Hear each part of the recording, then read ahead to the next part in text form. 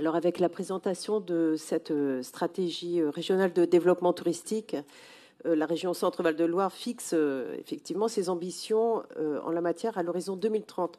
Alors monsieur le vice-président, vous avez pris le témoin de 2 vice-présidentes, présidences exercées par des élus écologistes, qui ont inscrit l'action régionale autour des points forts qui caractérisent le Centre-Val de Loire. Leur vision avait permis certes de s'appuyer sur ce qui constitue la notoriété historique et particulièrement patrimoniale de nos 6 départements, mais aussi de proposer une vision renouvelée correspondant à de nouvelles attirances et à l'évolution des attentes sociologiques. Certes, nous n'avons ni la mer ni la montagne, mais tant d'autres atouts. Au-delà du Val-de-Loire, classé au patrimoine mondial de l'UNESCO, avec ses châteaux, ses éoliennes, pour faire plaisir à M. Forissier et ses vins, notre région offre une diversité de destinations où nature et culture se rencontrent en permanence. Alors, en plein essor, effectivement, avec la Loire à vélo, vous l'avez dit tout à l'heure, le tourisme à vélo et les autres itinérances douces, le tourisme pédestre, le tourisme équestre et la batellerie de Loire concentrent ce qui est, pour nous, notre vision du slow tourisme, c'est-à-dire à la fois des développements des modes de déplacement avec de très faibles émissions, des modèles économiques basés sur la proximité, la valorisation d'acteurs locaux, des formules à la carte qui plaisent à de nombreux publics, et nous l'avons vu en post-Covid, des aménagements respectueux de la biodiversité, des enjeux paysagers, des connexions avec des parcours en Europe, facteurs d'éducation à la citoyenneté. L'essaimage via les CRST est déjà en cours sur nombre des rivières qui sillonnent notre région et permettra à terme d'atteindre l'ambition de devenir la région française de cyclotourisme. Au-delà du tourisme à vélo, c'est le vélo en général que nous voulons encourager, pas simplement le vélo touristique.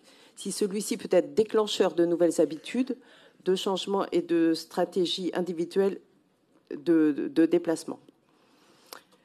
Le plan de développement et de modernisation des hébergements touristiques, ce plan va dans le bon sens, qu'il s'agisse des aides au conseil et à l'ingénierie ou des aides aux travaux. Les priorités affichées pour nous sont les bonnes.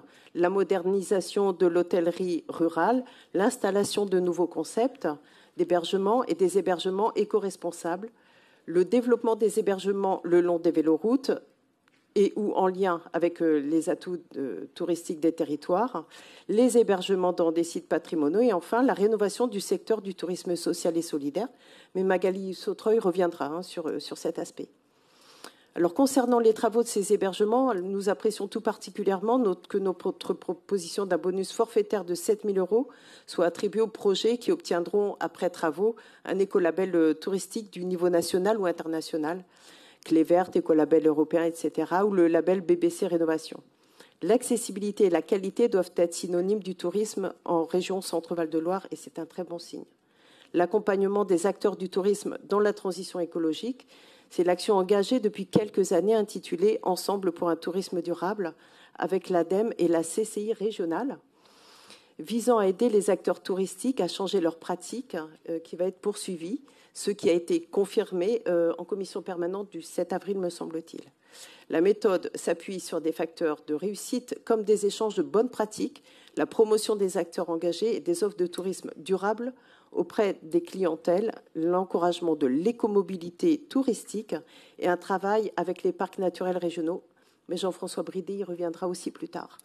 L'un des moyens d'avancer le plus concrètement dans la transition écologique du tourisme régional, c'est la montée en puissance d'une offre de restauration en circuit court, issue notamment de l'agriculture biologique avec des produits de saison. Alors ces enjeux ont toute leur place dans les projets alimentaires de territoire maintenant bien déployés sur la quasi-totalité de la région. C'est un engagement de notre majorité régionale pour cette mandature sur le tourisme et d'autres compétences. À ce propos, notre groupe écologiste et solidaire sera vigilant à ce que le développement annoncé de nouvelles clientèles, que ce soit sur le tourisme d'affaires ou le grand international qui cible les marchés à fort potentiel, soit un développement intégré qui pense son impact et que le lien soit fait avec le schéma régional des mobilités. Le tourisme peut contribuer à faire société. Nous apprécions donc l'ambition de renforcer les formes du tourisme collaboratif ou participatif qui permettent de créer un lien direct avec l'habitant ou d'impliquer les visiteurs dans la vie locale du territoire visité, dont le dispositif À vos idées a déjà soutenu les initiatives favorables à l'émergence de projets touristiques locaux complémentaires de l'offre touristique plus classique. Enfin, je vous avoue mon petit faible pour le développement d'offres d'agritourisme qui me rappelle quand une famille d'éleveurs de vaches salers du Cantal accueillait notre famille dans des conditions certes spartiates, mais tellement chaleureuses dans les années 70. En définitive, notre groupe votera bien sûr cette stratégie Ambition Tourisme 2030.